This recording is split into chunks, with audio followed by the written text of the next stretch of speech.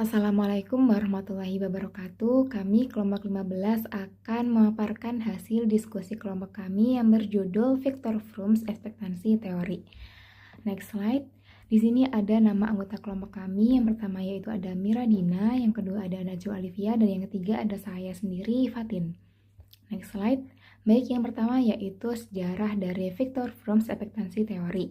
Nah, teori ini dikembangkan oleh Victor Fromm pada 1964 melalui tulisannya yang berjudul Work and Motivation. Fromm mengemukakan bahwa integrasi penelitian dan identifikasi kemajuan teori terkait dengan teori motivasi sangat sulit meskipun banyak sekali penelitian yang dilakukan dalam area psikologi sosial industri. Hal ini dikarenakan terdapat perbedaan yang nyata antara para peneliti terkait dengan fenomena dan metode yang digunakan dalam studi mereka. Masalah penting adalah kesalahan peneliti dalam mempertimbangkan kemungkinan implikasi teori dari penelitian yang mereka lakukan. Konsep yang dikemukakan cenderung sangat spesifik dan didefinisikan secara tidak tepat. Standarisasi terminologi dan pertimbangan tentang sifat alami proses mendasari penelitian empiris mereka sangat terbatas. Atas dasar kondisi tersebut, Fromm memutuskan untuk membuat suatu risalah tentang topik terkait dengan melakukan beberapa pembatasan. Next slide. Baik, selanjutnya yaitu adalah definisi dari Victor Fromm ekspektasi teori, yaitu merupakan teori yang menyatakan bahwa jika seseorang menginginkan sesuatu dan harapan untuk memperoleh sesuatu, yang bersangkutan akan sangat terdorong untuk memperoleh hal yang diinginkannya itu. Sebaliknya, jika harapan memperoleh hal yang diinginkannya itu rendah, maka kemampuannya untuk berupaya akan menjadi rendah juga. Nah, teori ini didasarkan pada asumsi bahwa karyawan akan memilih untuk memberikan usaha yang maksimal apabila terdapat kesempatan yang patut bahwa pekerjaan yang diberikan oleh karyawan sesuai dengan apa yang diinginkan. Baik, next slide. Baik, ini merupakan konsep dasar kognitif yang dikembangkan Victor Fromm's ekspektasi teori. Nah, yang pertama yaitu ada valence, yaitu orientasi afektif terhadap outcome atau hasil. Hasil valence menunjukkan instrumentality atau kolerasi persepsi individu bahwa hasil tingkat pertama akan dihubungkan dengan hasil tingkat kedua dan memiliki nilai 0, plus 1, dan min 1. Valence 0 jika individu acuh tak acuh untuk mendapatkan atau tidak mendapatkan outcome. Valence positif apabila seseorang lebih menyukai mendapatkan outcome, sebaliknya valence negatif apabila seseorang tidak ingin mendapatkan outcome. Nah, lebih singkat lagi, ini merupakan tingkat keinginan terhadap imbalan atau hasil dari tindakan yang dilakukan. Yang kedua yaitu ada ekspektansi, adalah suatu tindakan atau kesempatan yang muncul karena perilaku. Harapan 0 menunjukkan bahwa tidak ada kemungkinan atau hasil yang akan muncul dari tindakan yang telah dilakukan. Harapan plus 1 menunjukkan kepastian bahwa tindakan yang dilakukan disertai oleh outcome. Nah, harapan min 1 menunjukkan keyakinan bahwa pencapaian outcome kedua adalah pasti tanpa outcome pertama. Nah, lebih singkat lagi, ini merupakan keyakinan bahwa usaha akan menghasilkan kinerja yang baik. Yang terakhir ada force. Ini menunjukkan bagaimana valence dan ekspektansi dikombinasikan dalam menentukan pilihan. Dalam asumsi bahwa pilihan dibuat oleh seseorang, kita dapat memprediksikan kekuatan force dalam meningkatkan fungsi valence dan ekspektansi. Lebih singkat lagi, ini merupakan keyakinan bahwa kinerja baik akan menghasilkan imbalan tertentu. Selanjutnya akan dijelaskan oleh rekan saya. Kelebihan dari teori ekspektansi Fromm. Yang pertama yakni memberikan pendekatan baru terhadap motivasi kerja. Teori ini menyajikan alternatif dari teori kebutuhan dengan menekankan hubungan antara usaha, hasil, dan persepsi individu terhadap outcome yang lebih kontekstual dan realistis. Yang kedua, membangun kerangka konseptual yang sistematis dan terukur. Fromm merumuskan motivasi melalui 3 komponen utama: ekspektansi, instrumentality, dan valence, yang diformulasikan secara sistematis untuk memahami dan memprediksi motivasi kerja suatu individu. Yang ketiga, berguna dalam praktik manajerial dan pengembangan SDM.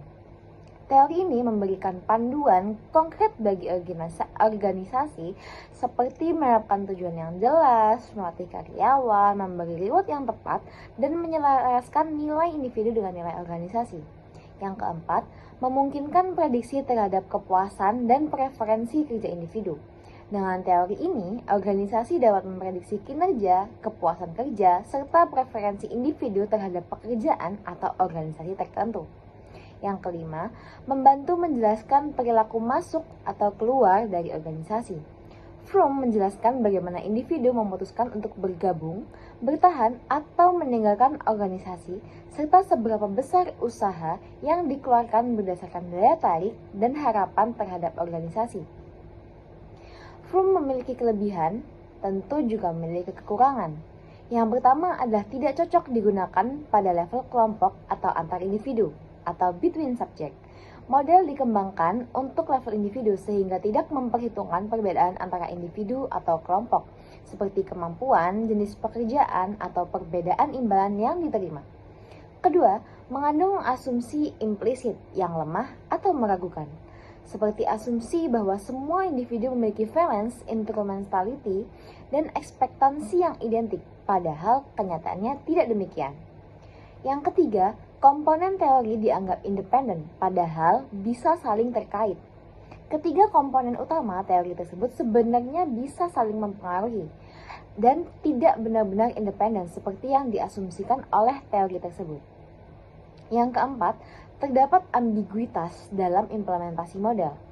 Masih tidak jelas bagaimana cara menghubungkan valence, instrumentality, dan ekspektansi dalam praktik-praktik, apakah dikalikan, dijumlahkan, atau yang lainnya. Yang kelima, terdapat asumsi matematis sulit dibuktikan secara empiris, karena pengukuran dilakukan dengan skala ordinal, operasi matematika seperti perkalian tidak valid sehingga penarikan kesimpulan menjadi lemah. Baik, untuk selanjutnya yaitu implementasi dalam kehidupan sehari-hari.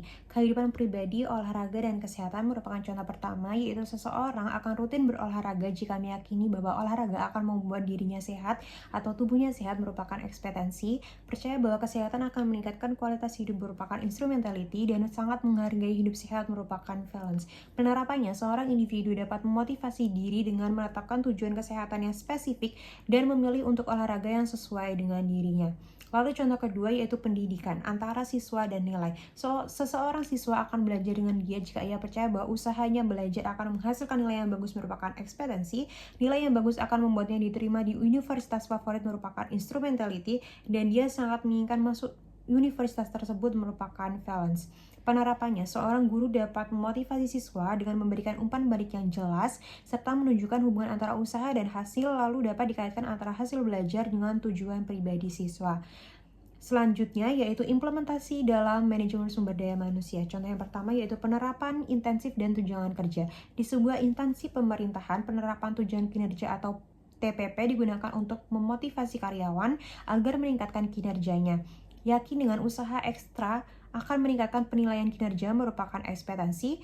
Percaya bahwa penilaian kinerja yang baik akan diikuti pemberian TPP sesuai aturan merupakan instrumentality. Menganggap TPP sebagai bentuk penghargaan yang bernilai tinggi untuk kesejahteraan karyawan merupakan valence. Contoh yang kedua yaitu pengembangan karir dan pelatihan. Organisasi memberikan pelatihan dan kesempatan pengembangan karir yang jelas sehingga karyawan termotivasi untuk mengikuti pelatihan karena karyawan yakin pelatihan akan meningkatkan kompetensi sehingga kinerja membaik merupakan ekspektansi. Karyawan percaya bahwa peningkatan kinerja akan membuka peluang promosi atau kenaikan gaji merupakan instrumentality, dan karyawan menginginkan kemajuan karir dan penghargaan merupakan valence. Baik, terima kasih. Sekian dari kelompok 15. Apabila ada salah dan kurangnya mohon dimaafkan. Wassalamualaikum warahmatullahi wabarakatuh.